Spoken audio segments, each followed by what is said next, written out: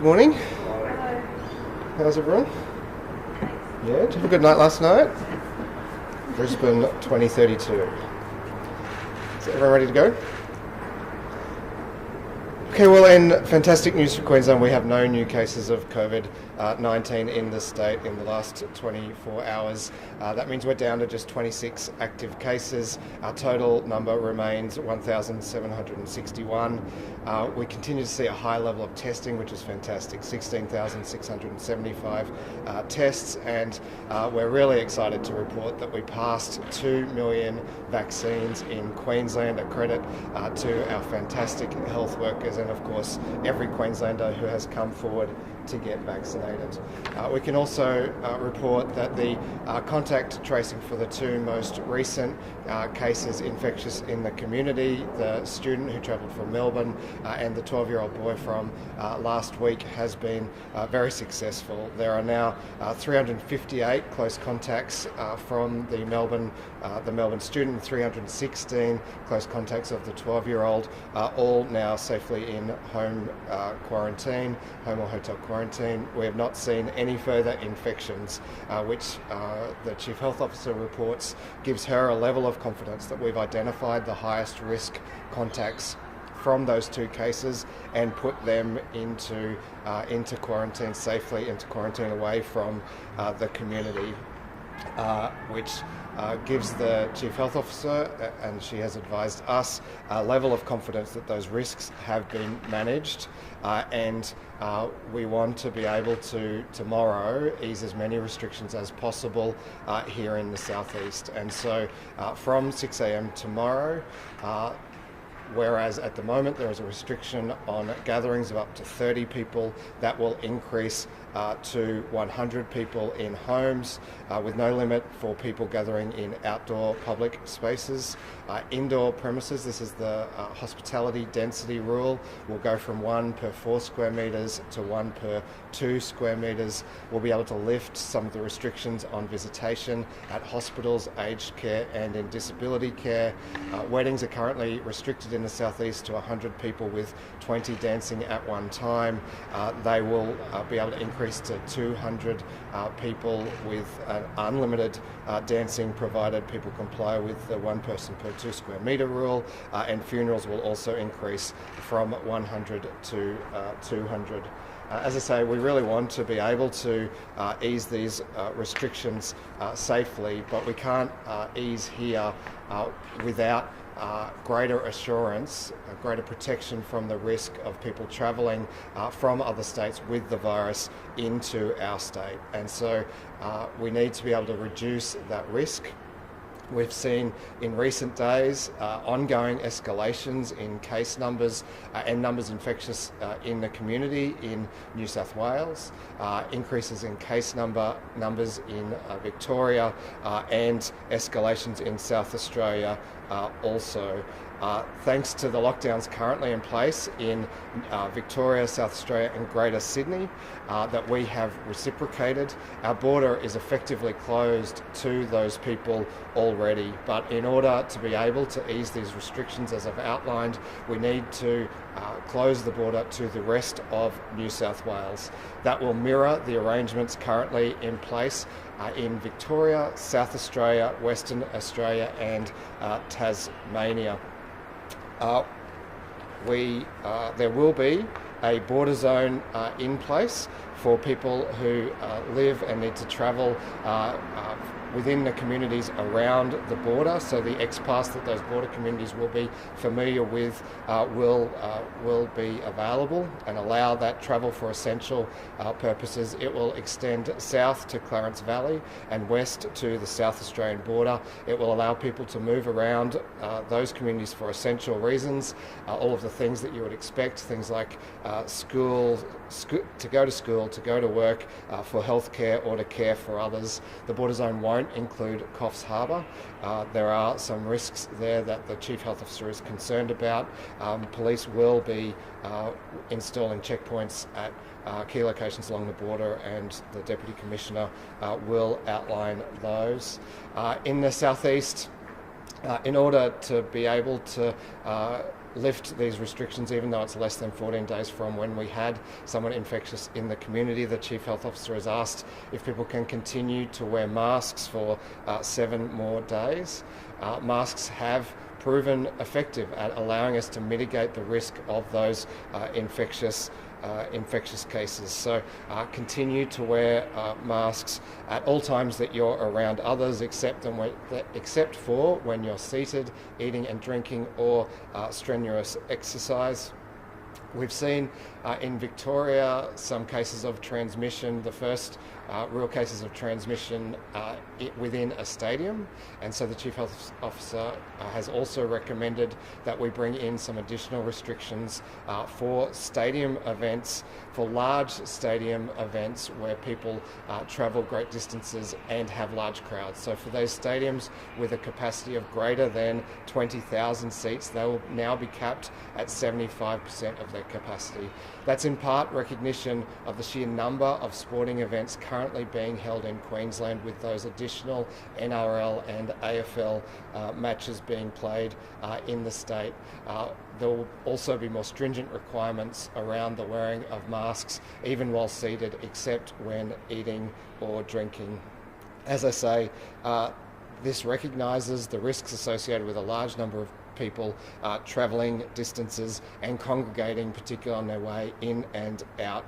Can I say that our stadium staff and our stadium management have done a fantastic job at managing the current COVID-safe restrictions, a really good job. This doesn't reflect on them at all. This is simply in recognition of the risks that we've learned from other states.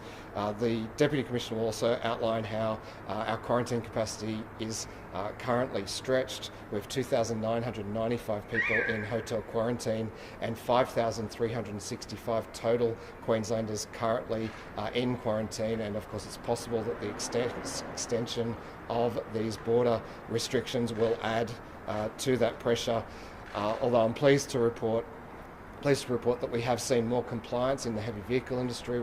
You'll recall we were concerned about that over the weekend and early in the week in response to a joint police operation that recognised the risk associated with freight after the removalist from Sydney that travelled into Victoria. And I'd really just underline to that entire freight and logistics industry what a responsibility they have, what a responsibility that comes with the exemptions that they are provided, and urge them to continue to be vigilant in that compliance.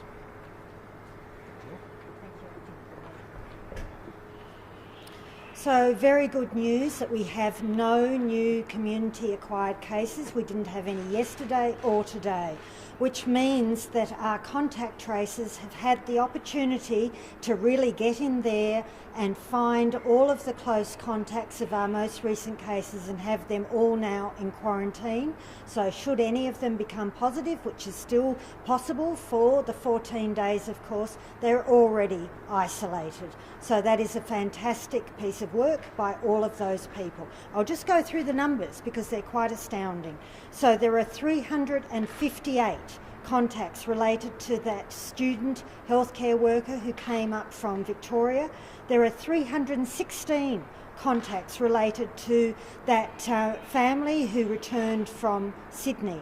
And there are 382 contacts related to that positive case at the airport. So the job has been done to find all those people and get them into quarantine, and now we'll be monitoring them very, very carefully. We have currently 1,770 people in home quarantine and a total of 5,365 people in quarantine across the state, which is critical. So I thank every single person who's in quarantine. It is really, really important. You do not leave your home for any reason, unless of course there was a terrible emergency, a fire or something like that. Other than that, please do not leave your home. You've been fantastic. You're keeping everyone safe. I know it's an impost, but it's so important. If you need help, please ring 134 COVID and they will sort out if you need any groceries or medical assistance or pharmaceutical items. Please just stay where you are. That is so important. We know that most of these people, in fact all of them, it would be that Delta variant. And we know that there is very little forgiveness with that virus. It will get out any chance it can. So that is critical.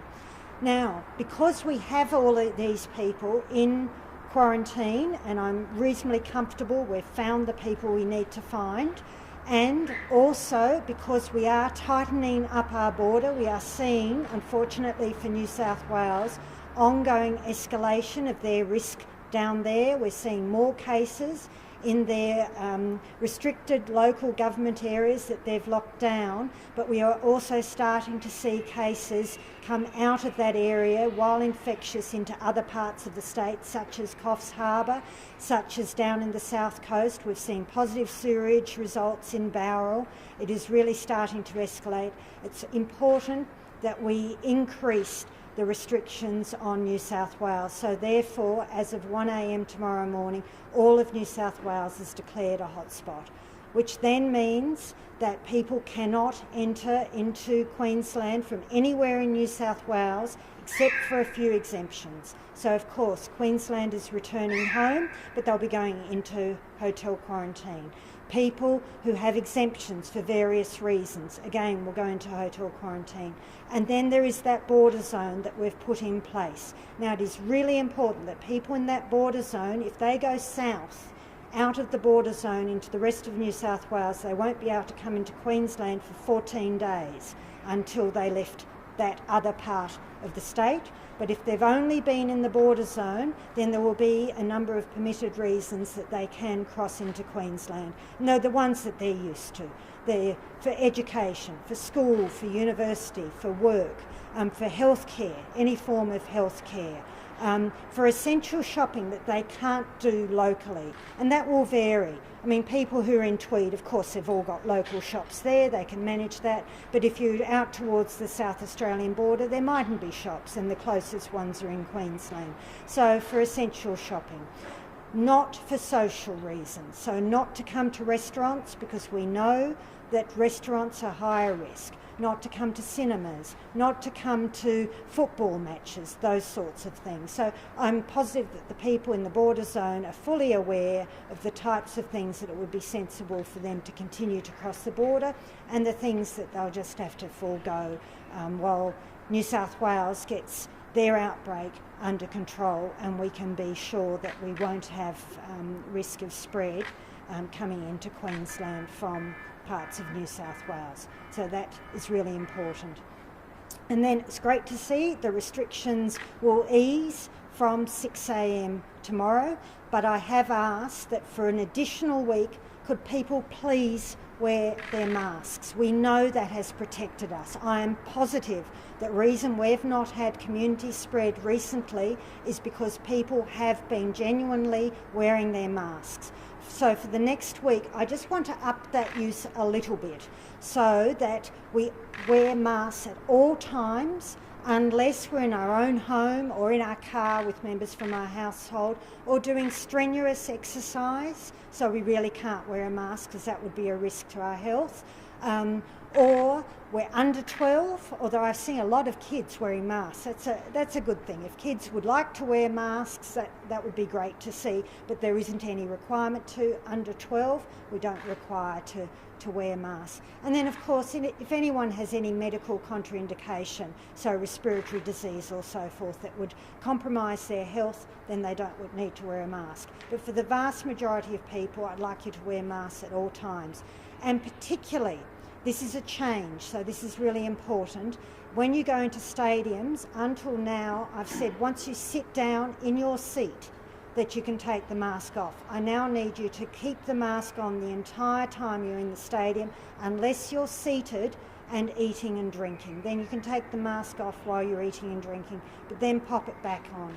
And the reason I'm asking for that is because we've seen a number of transmission events happen in Melbourne, in stadiums, outdoor events, and they've had transmission. So I think we do need to up that requirement. And I've also asked all of our stadiums that have 20,000 or more seats to limit the numbers to 75% capacity. And the reason for that is that we know with our stadiums throughout Queensland, people can often come from a long way away, go to the stadium and then disperse. So it's a real risk. As we've seen in Victoria, the reason they've had to close down their entire state is because of the risks that came out of one of their stadiums and then those people going back home in regional Victoria. So I'm just asking for the next month, while we work out where our risks are, that stadiums decrease their ticket sales to 75% capacity and get all of their patrons to wear a mask at all times, except when eating and drinking, and they must be seated to eat and drink. Thank you.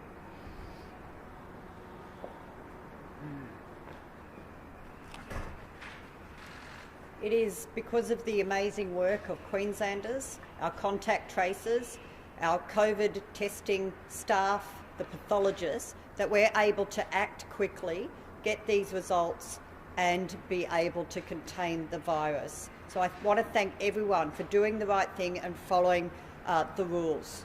That means that as of 6 o'clock tomorrow morning, other than mask wearing, the whole of Queensland will be on the same level of lower restrictions. That means businesses across the 11 local government areas in southeast Queensland will be able to go back to 1 per 2 square metres. More patrons coming in their doors, and we know how important that is for business. It also means that people will be able to visit their loved ones in hospitals and aged care and nursing homes again in southeast Queensland. We're so pleased that this can occur. Obviously, anyone who is a close contact who is required to isolate, or someone who has been to a hotspot, are prohibited from entering those sites, but anyone else can now go visit loved ones again. You can have more people in your home, more people at weddings, more people at funerals again. The only thing we ask of you over the next 7 days, if you are still in those 11 local government areas, is to wear your mask even more now. If you are seated in a stadium anywhere of any size, keep your mask on unless you're actually eating and drinking. If you are in a cinema, if you are in a theatre, please have these masks on at all times unless you are vigorously exercising. That really is the only time, other than taking it off to eat and drink, that your mask should be off over the next 7 days to ensure that we keep everyone safe. And of course, we're changing the rules for our largest stadiums to come down to 75% capacity at the moment. We are able to do this because we are going to reduce the risk of further transmission across our borders by closing our borders to New South Wales other than that border zone. The border zone will cover 17 local government areas of New South Wales that will be eligible to come across into Queensland's border for permitted reasons. So as the Chief Health Officer said, for work, for education, for school, for childcare, to care for a loved one or a vulnerable person, whether it's paid or unpaid. These are the reasons. For essential shopping, these are the reasons you're allowed to come in. For Queenslanders going into that border zone, you'll be able to come and go, but remember you should still have a travel declaration so we know where you've been, because if there is a transmission in any of those local government areas on the border, we need to be able to contact you and let you know whether you are a close contact or not. For the 1,770 people who are now isolating at home in Queensland, we say thank you. We know you'll do the right thing. We need you to do the right thing. This is about keeping you safe, your family safe, and the whole community safe. If you need any assistance with groceries, medicines, anything at all, call 134 COVID so that you can continue to be isolated for the required period and making sure that everyone stays safe. So thank you, Queenslanders, for the great work. It was great to see so many people wearing their masks as they celebrated last night with the exciting announcement of the Olympics for 2032. I know that we will keep doing the right thing, and that means that we can continue to have our economy open at a time when half of the country is in lockdown. The numbers that we are seeing interstate is very concerning, but we can do what we are announcing today because of the great work of all Queenslanders. Thank you.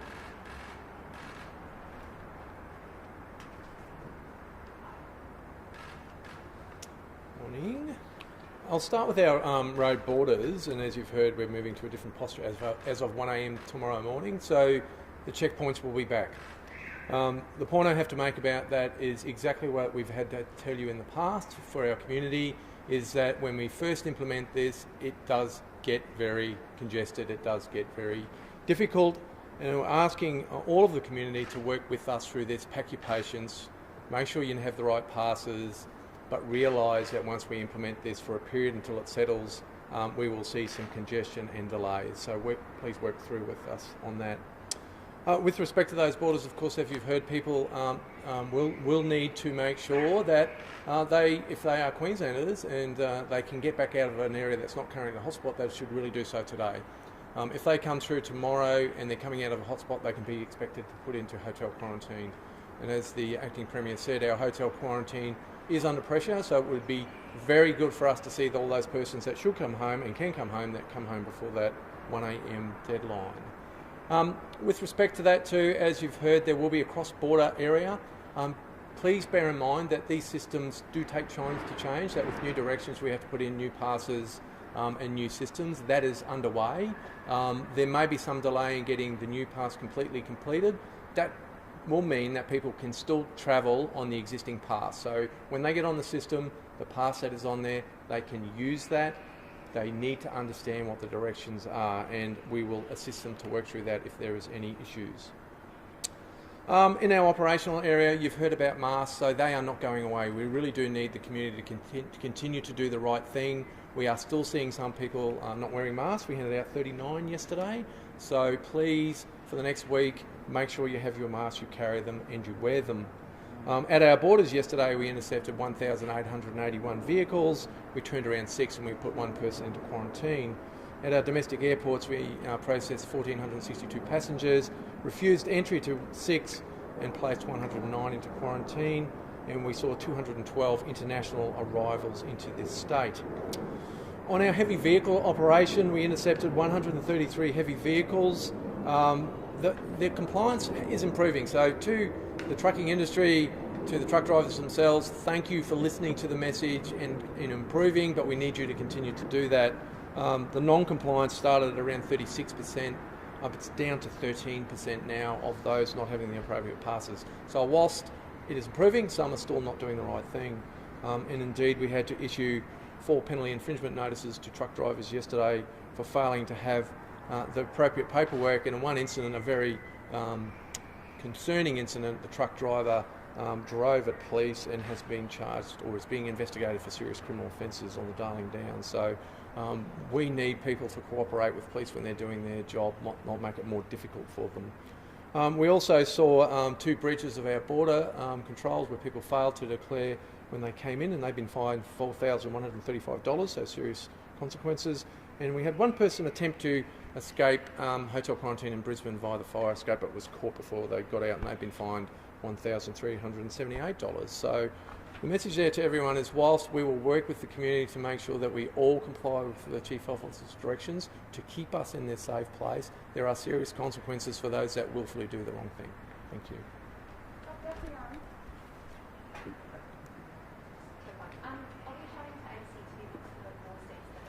No, we're not at this stage, but people should reconsider if they need to travel to the ACT. The ACT, as we all know, has done an excellent job at keeping COVID out of their area, and it's a long time since they've had a case, and they have border restrictions in place. So at this stage, we are not closing to the ACT.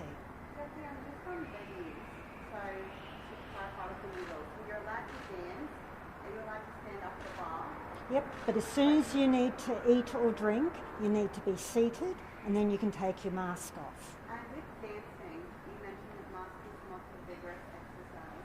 Is dancing considered vigorous exercise? Depends on the dance. Well, so people in nightclubs have to wear masks? Yes. On the dance floor? Yes. For the next week.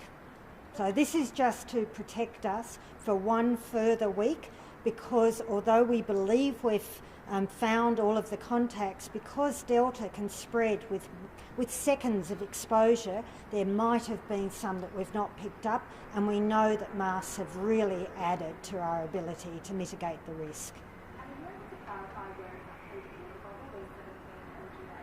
Yes, there's a map on our website. So down there are the LGAs down, including Clarence Valley, and then it's essentially a straight line of LGAs going over to Broken Hill. So you'll be able to look on our website would be the best way of explaining it to people. Why are you comfortable with still having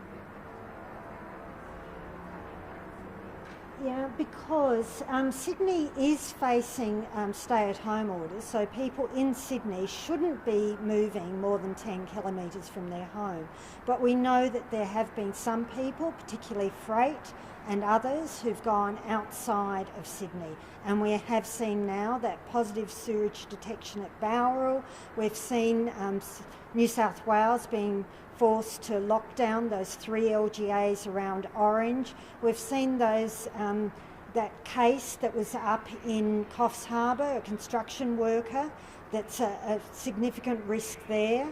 So, but we haven't yet seen any cases except for one very early one in Bourke when the sewage tested positive but it rapidly returned to clear. We haven't seen other issues along there. So at the moment I am comfortable for that border zone, because remember, most people who live in that border zone actually have a far closer relationship to Queensland than they have to Sydney. They tend to come up to Queensland for a whole range of reasons that are everyday part of life. School, university, work, healthcare, caring for, they often have families. Often there are split families with parenting requirements just across the border. So that's why, as we've done in the past, we're maintaining that border zone. But we'll be very, very cautious and we'll keep a very close eye on what is happening there, of course.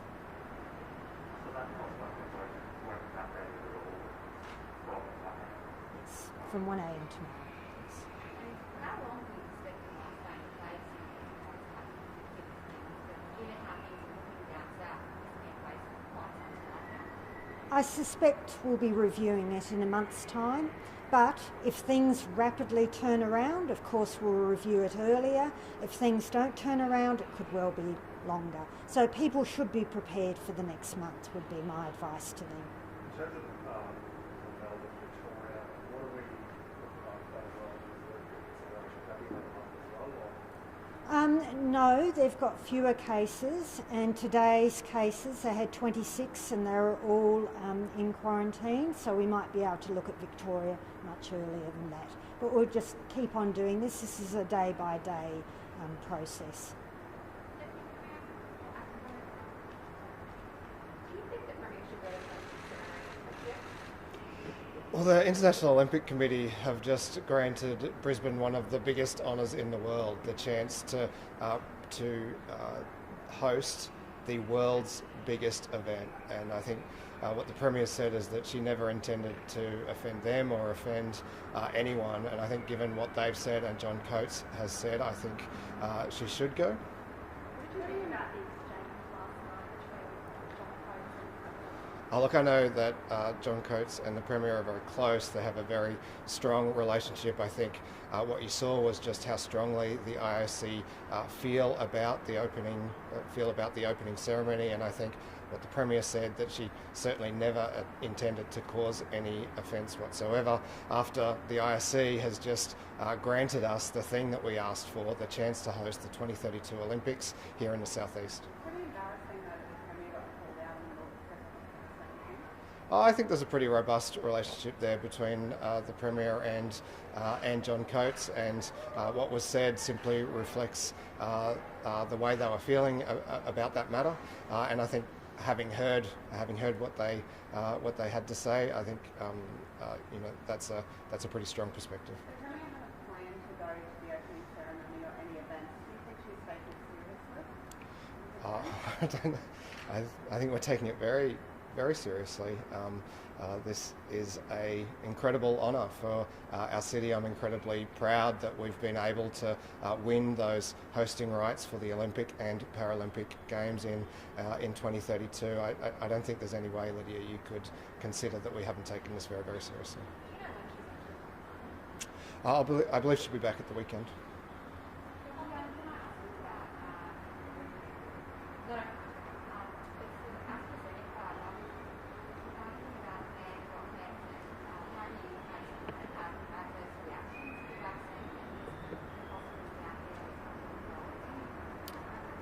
That's being investigated.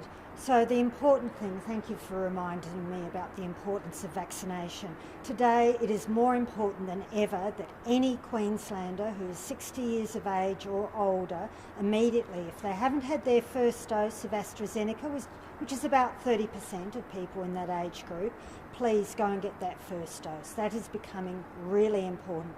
I don't know when we'll get our next potential outbreak of the Delta variant. We can see that the risk is just escalating. So to protect our most vulnerable, please, if you're 60 years of age or older, go and get your first dose of AstraZeneca.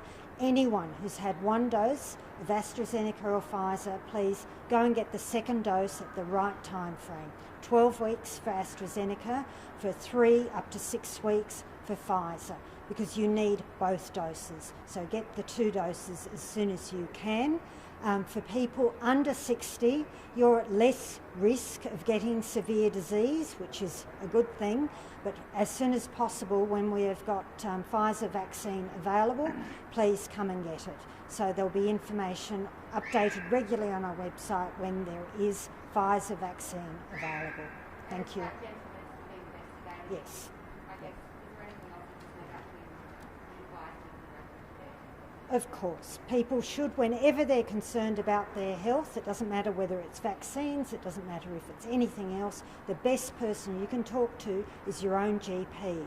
And for anyone in Queensland who doesn't have a GP, now is genuinely the time to find one and develop that relationship. It's critical. That roadmap we saw from the federal government, in terms of fully vaccinated people being exempt from further restrictions much further down the track.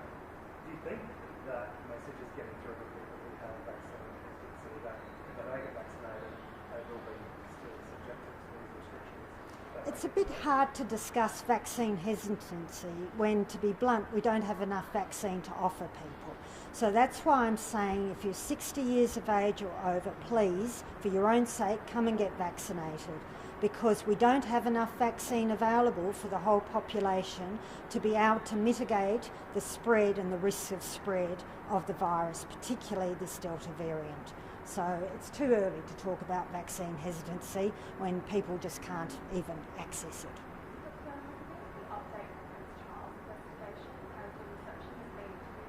No, that the investigation's ongoing.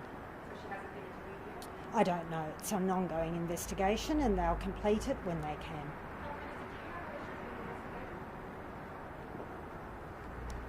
What I'm aware is that I'm expecting the report to be completed by the 6th of August. So I will leave it to the investigation as to when they're interviewing any one individual involved in this matter, but there is a report due to me on the 6th of August. Are you aware of any of the findings so far?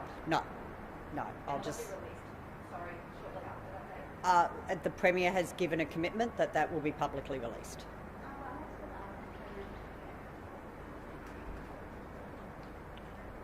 Are you disappointed that the Labor government won't, the federal Labor opposition won't commit to changing the laws on that? Look, I'll be keen to continue to discuss that matter with federal Labor.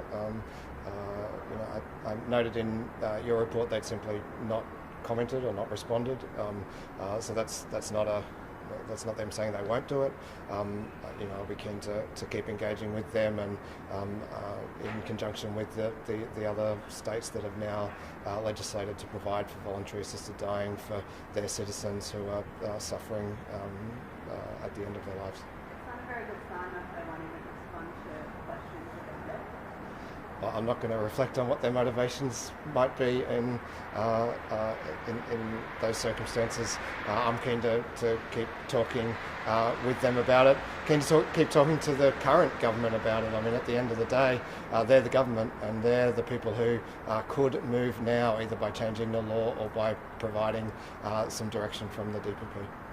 Sydney was declared the best games ever. Do you think Brisbane will beat it? Well, Brisbane does everything better than Sydney, and so I have no doubt whatsoever that Brisbane 2032 will be even better than Sydney 2000. And can you assure regional Queensland they won't miss out on any funding over the next decade? Yeah, we can.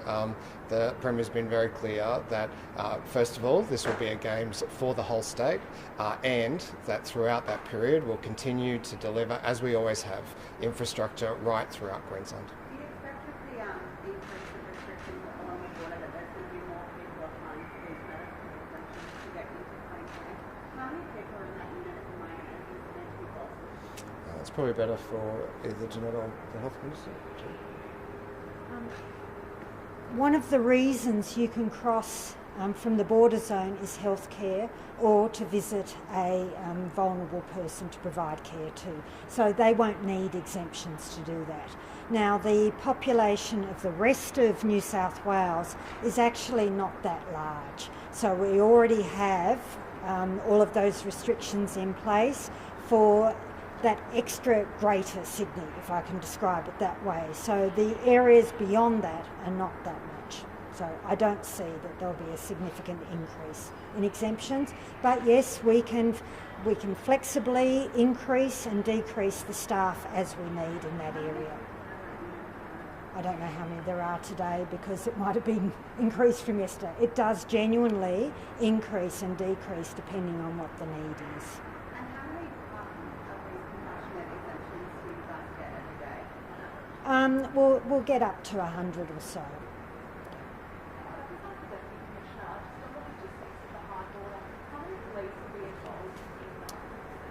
That will depend on a lot of variables, but can I just say we've done this before.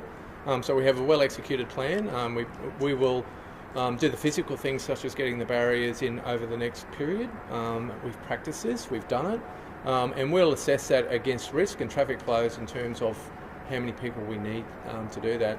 We've already got a fairly significant number committed to the current random interception operation and the heavy vehicle one. So look, we'll be fine. We'll deal within it. Of course, it's extra work for us, but we also know that we're going to see reduced flows once the restrictions kick in. Yes.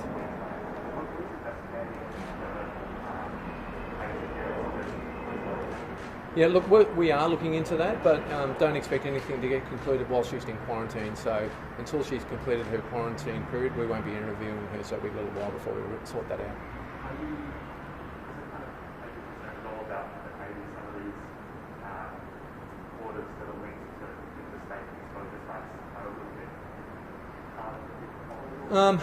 Look, without going into the details of that particular case, because I haven't been fully briefed on it, my understanding is it's pretty clear and that most of the jurisdictions are very proactive in advising people once they've been exposed and identified. I know we are, and I'm pretty certain that Victoria are as well. So, but look, the onus is on the individual, and the system can't be that hard because for 5.5 million people in the COVID pandemic over the last 18 months or more, we've seen less than 3,000 people where we've had to take action. So overall the compliance is very high because people do understand it and do the right thing. I don't know her personal background, so I'm sorry. All right. Thank you.